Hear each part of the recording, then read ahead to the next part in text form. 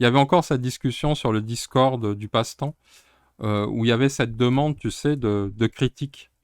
Et, euh, et souvent, bah, je disais qu'il faut faire attention avec ces demandes parce qu'il y a un petit côté un peu amalgame, tu sais, dans le sens où quand les gens entendent critique, ils entendent souvent dire du mal d'un jeu.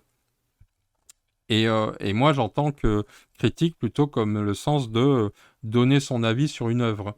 Donner un avis subjectif sur une œuvre et pas dire du mal d'une œuvre. Parce que dire du mal, on s'en fout un peu, quoi.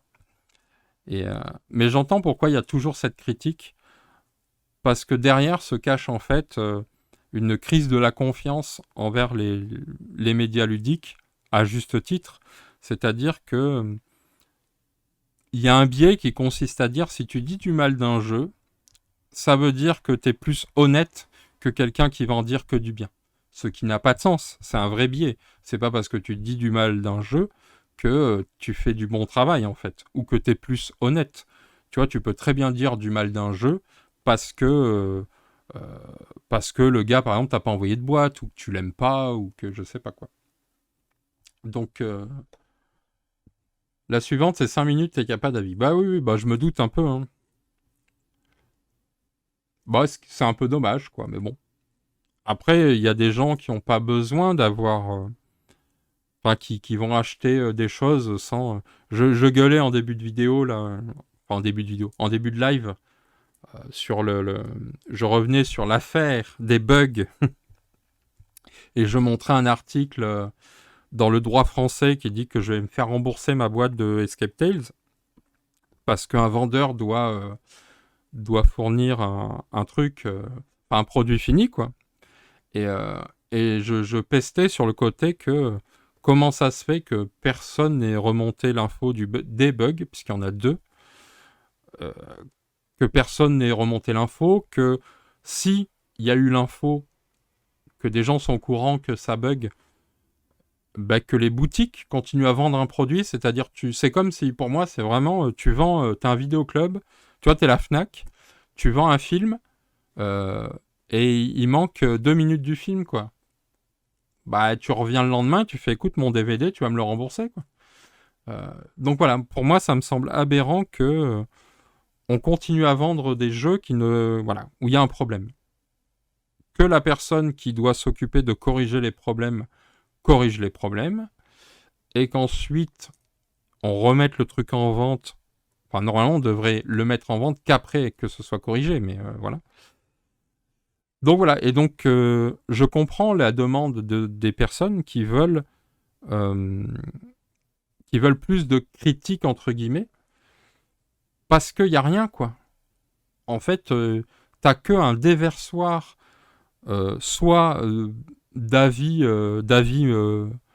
Kleenex, d'avis torchés à la minute, où tout le monde, attention les gens, je suis colère, euh, où tout le monde fait, tu vois, il y a la concurrence de celui qui trouvera le meilleur superlatif pour le jeu, tu vois, pour hey, c'est génial, tout est génial.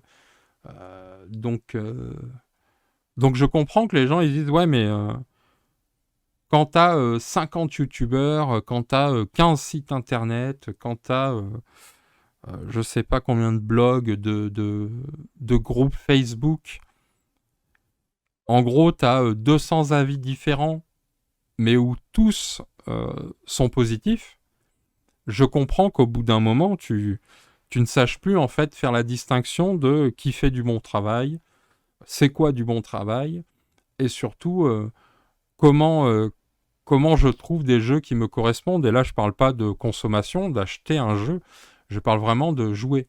Moi, c'est ce que je dis toujours, jouer au jeu, quoi. Ce que je disais à la fin de mes débriefs, quand on avait critiqué des jeux, déjà on faisait plusieurs points de vue différents, mais surtout à la fin, je disais, ben, c'est pas parce que nous on a dit ça que c'est la vérité, tu vois, que c'est notre vérité, mais c'est pas, mais c'est peut-être pas ce que vous allez ressentir autour d'une table de jeu.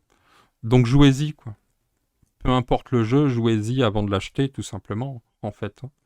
Et je pense qu'on a un peu perdu ça. Alors il y a eu le côté Covid qui a perdu les festivals, donc on a peut-être moins l'occasion de jouer à des jeux, de s'y essayer. Mais ce problème a un nom, on appelle ça le phénomène Rado. Ouais, je sais pas si c'est un phénomène, c'est un peu... Je pense que c'est un biais lié au fait que ça reste majoritairement, et là je pense que je me trompe pas là-dessus, je pense que 99% des gens, des médias ludiques, sont des passionnés. Je pense pas qu'il y ait beaucoup de gens qui font ça pour le travail, c'est-à-dire qui s'en foutent et qui vont... Mon travail, c'est ça. Donc je pense que c'est des passionnés. Et c'est ce biais-là qui amène à être dithyrambique très souvent. Parce qu'en tant que passionné, ben, tu as envie de parler des choses que tu apprécies, tu as envie de partager ça. Sauf que on est dans un système dominé par les éditeurs, qu'on le veuille ou non. Ce sont eux qui dominent, en fait, qui donnent le là. Euh, et je parle pas là que des boîtes gratuites. Hein. Je parle du fait que la plupart des vidéos sont calibrées pour les éditeurs, en fait. Ils sont là pour les satisfaire euh, d'un côté, et de l'autre, ils sont un peu là pour satisfaire les consommateurs. Quoi. Et donc forcément, dans cette équation-là, dans une équation où il y a une difficulté à se financer, c'est-à-dire que même si aujourd'hui on a quand même on a plus de médias ludiques dont c'est le métier, c'est-à-dire qui ont un salaire, qui ont une entreprise, etc., comparé à il y a 4 ans quand on s'est lancé, quand moi j'ai lancé ma chaîne YouTube il y a 4-5 ans, il y a 5 ans même d'ailleurs, les chaînes financées, à part Trick Track et Ludovox, j'en connaissais pas quoi. Et encore, Ludovox et Trick Track n'étaient pas sur YouTube. Donc, tout ça, je pense que c'est un faisceau de convergence vers un milieu sclérosé qui ne progresse pas. C'est-à-dire que tu n'as jamais eu autant de chaînes YouTube, autant de médias ludiques. Tous les 4 matins, ils s'en montent un nouveau. Mais il n'y a rien de différent, quoi. Tu vois, il n'y a pas de fraîcheur de se dire « Ah ouais, lui, il fait les choses différemment, quoi. » En fait, non, tu les remplaces l'un par l'autre, ce qui fait que certains surnagent par rapport à d'autres, c'est soit parce qu'ils ont du charisme, soit parce qu'ils ont de la sympathie, mais dans le fond, et là je parle bien du fond, si tu analyses tout ça, ce qu'ils proposent, bah voilà, tu vois, je suis presque sûr que sans connaître les vidéastes et leur travail, euh, comme je l'ai fait avant où c'était une boutade, tu vois, je savais pas que j'allais tomber juste, donc là j'ai pas... je suis un peu... Ça me fait marrer, mais c'est pas drôle en fait. Mais voilà, tu vois, même avec la boutade, on peut se dire que rien n'a changé, quoi. Toi, il y a personne qui veut te donner des boîtes gratuites et tu t'en plains pas. Ouais, ouais. Moi, je m'en plains à moitié, je m'en fous. Mais par contre, voilà, moi, si tu m'envoies une boîte, je vais y jouer. Et si j'y joue, je vais en parler, quoi. Donc, si la boîte que tu m'as envoyée, tu espères que c'est pour faire ta promo et pour que je te serre la pince, c'est raté, quoi. Enfin, c'est surtout que c'est que t'as pas regardé mes vidéos, déjà. C'est souvent le cas, d'ailleurs. C'est souvent des gens qui te regardent pas ton travail, mais qui adorent ce que tu fais, mais qui ont jamais vu ce que tu fais. Et, mais bon, voilà quoi. Je pense qu'il y a un peu de tout ça. Et du coup, bah, comme je disais à la personne sur Discord, je comprends en fait qu'il y ait cette demande récurrente de plus de critiques, plus de négatifs, etc. Moi, j'ai pas l'impression d'être trop négatif, même si parfois on me colle cette étiquette, parce que j'ai l'impression d'essayer d'être, en tout cas, honnête avec moi-même, quoi. Mais c'est vrai que parfois, le ton qu'on peut employer, la manière, moi j'aime bien être un peu, comme je dis, un peu fielleux, un peu rentre-dedans, un peu, je pousse un peu les curseurs exprès, je grossis les traits, euh, parce que j'aime ça en fait, et je peux comprendre que ça peut être parfois un peu violent pour certaines personnes, mais en même temps, enfin, tu vois, moi, quand je fais mon travail, je l'expose. On peut me rentrer dedans, on peut critiquer ce que je fais. Et donc, pourquoi moi, je pourrais pas critiquer ce que les autres font? C'est pas manquer de respect à quelqu'un que de dire qu'il a fait une grosse merdouille, surtout si c'est vrai.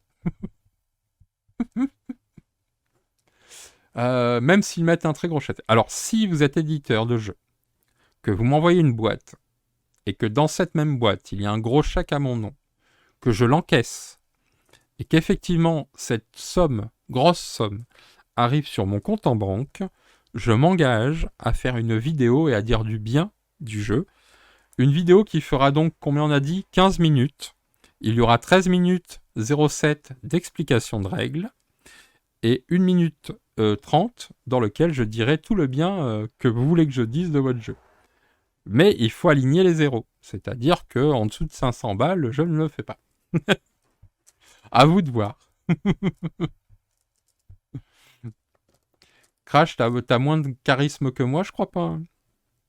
Je pense pas. Et oui, t'assumes pas ta calvitie. On est un peu... De toute façon, on est des gens d'un certain âge maintenant. C'est surtout ça aussi. Hein. On est un peu les boomers du jeu de société. Hein. Donc on est là à dire... Ouais, on peut même pas dire que c'était mieux avant parce que c'était pas mieux avant, quoi. En fait, c'est pareil qu'avant. Hein. J'ai l'impression que ça s'est pas arrangé. Mais tu vois, malgré l'arrivée de nouveaux entrants, de nouvelles chaînes régulières, on pourrait s'attendre à des... tu vois, ce qui se passe sur YouTube, quoi. Sur YouTube, tu as des nouvelles têtes qui arrivent à percer régulièrement. Et c'est des gens qui amènent du sang frais, qui renouvellent le game, qui amènent des choses, quoi. Et j'ai pas l'impression que dans le jeu de société, on a ça, quoi. On n'a pas des nouveaux entrants qui arrivent et qui disent « Hey, moi je fais pas comme les autres et regardez comme c'est mieux. » Bah non, en fait. Après, j'ai des positions qui tranchent un peu aussi, voire originales des fois par rapport aux autres médias. Bah je sais pas, j'ai pas l'impression, moi. Hein. J'ai pas l'impression. Hein. Après, je tranche parce que, voilà, quand il y a un bug dans un jeu, je gueule. Et je me pose la question de pourquoi personne n'en parle. Moi, c'est surtout ça qui me pose question. C'est de me dire, tu vois, est-ce que je suis vraiment le dernier des cons et qu'en fait, je suis le seul au monde à avoir vu un bug qui n'existe pas et... Ou alors, est-ce que tout le monde l'a vu et personne l'a dit, quoi. Tu vois, il y a un truc un peu malsain quand même là-dedans. Moi, ça me pose question, en tout cas. Mais c'est ma vision. Tu vois, je pense que peut-être d'autres s'en foutraient ou on dirait, bon, bah, on va pas en parler parce qu'on s'en fout ou j'en sais rien, quoi. C'est pour ça qu'on achète des Funko Pop, c'est parce qu'on veut pas vieillir. Mais oui, c'est ça.